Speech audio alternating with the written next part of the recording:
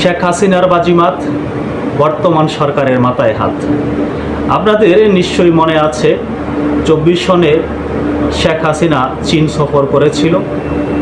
শেখ হাসিনা সরকারের পতনের পিছে যে কয়টি কারণ রয়েছে তার মধ্যে অনেকে মনে করে থাকেন শেখ হাসিনার চীন সফর ছিল একটি অন্যতম কারণ। বর্তমান যে আমাদের বিএনপি সরকার আছে সেই সরকারের প্রধানমন্ত্রী তারেক রহমান চীন সফর করেছেন।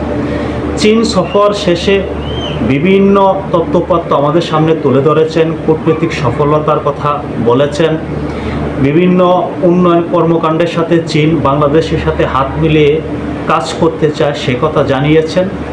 উল্টো দিকে শেখ হাসিনা এই মুহূর্তে বাজিমাত করেছেন, কূটনৈতিক সফলতা অর্জন করেছেন। আমরা সকলেই জানি শেখ হাসিনা ঘোষণা দিয়েছেন আগামী ডিসেম্বরের মধ্যেই বাংলাদেশে মাথা উঁচু করে প্রত্যাবর্তন করবেন। তারই লক্ষ্যে শেখ হাসিনা পুত্র সজীব পদের জয় এবং আওয়ামী লীগ ব্যাপক চেষ্টা চালিয়ে যাচ্ছেন। কূটনীতিকভাবে বিভিন্ন রাষ্ট্রের সাথে আলোচনা করার চেষ্টা করছেন, তাদেরকে বোঝানোর চেষ্টা করছেন আওয়ামী লীগ সরকার যেভাবে পতন হয়েছে, আওয়ামী লীগ সরকারকে যেভাবে উৎখাত করা হয়েছে সেটি ছিল জঙ্গি অভ্যুত্থান। জঙ্গিরা যদি বাংলাদেশে এভাবে আধিপত্য বিস্তার করতেই থাকে তাহলে চীনের জন্য এটি হুমকির কারণ হয়ে দাঁড়াবে। চীন বাংলাদেশে ব্যাপকভাবে বাণিজ্য করতে চায়, সেই বাণিজ্য হুমকির মুখে পড়বে।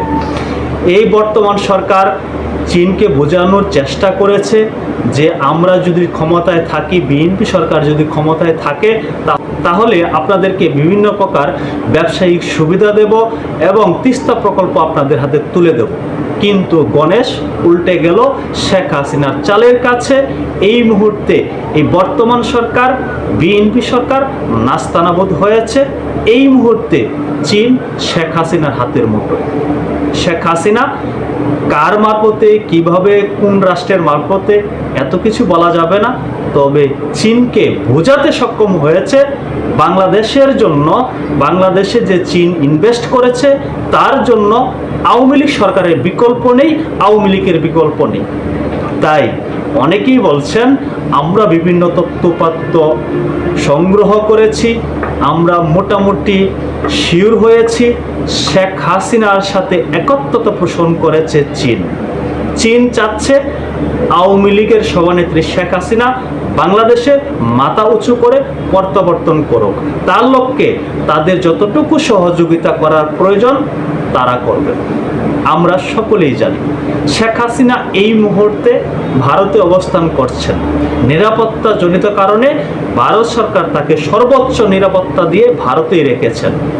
অন্যদিকে চীন এবং ভারত জাত শত্রু, একজন আরেকজনের চেহারা পর্যন্ত দেখতে চায় না, কিন্তু শেখ হাসিনা ওই দুই রাষ্ট্রকে এক করে ফেলেছে।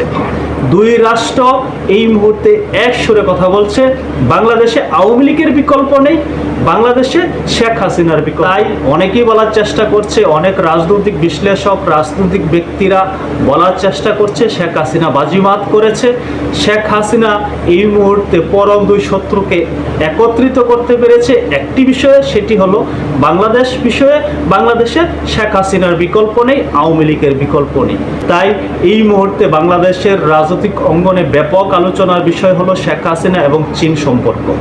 সেই চীনের সাথে শেখ হাসিনা যে সম্পর্ক তৈরি করেছেন, কূটনীতিকভাবে তাদেরকে যেভাবে বোঝাতে সক্ষম হয়েছেন, বা এখানে অন্য কোনো ইস্যু থাকতে পারে, যেভাবেই হোক শেখ হাসিনা তাদেরকে বোঝাতে চেষ্টা করেছেন, সফল হয়েছেন যে বাংলাদেশে আওয়ামী লীগের কোনো বিকল্প নেই। এই মুহূর্তে আওয়ামী লীগ বিদ্বেষী যারা আছে তারা ব্যাপকভাবে ব্যথিত, চিন্তিত, তারা কি করবে সেটি খুঁজে পাচ্ছে না। আওয়ামী লীগের সভানেত্রী ঘোষণা দিয়েছেন চলতি বছরের ডিসেম্বরের মধ্যে বাংলাদেশে প্রত্যাবর্তন করবেন।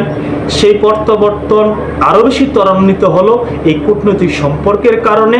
শেখ হাসিনার কূটনৈতিক দূরদর্শিতার কাছে অনেকেই নাস্তানাবুদ হয়েছেন। চীন এই মুহূর্তে শেখ হাসিনার কবজায় রয়েছে, আওয়ামী লীগের পক্ষে রয়েছে। ভারত আওয়ামী লীগ নিয়ে যে পদক্ষেপ নেবে তার পক্ষে রয়েছে। বাকিটা সময় বলে দেবে। সকলে ভালো থাকবেন। আল্লাহ হাফেজ।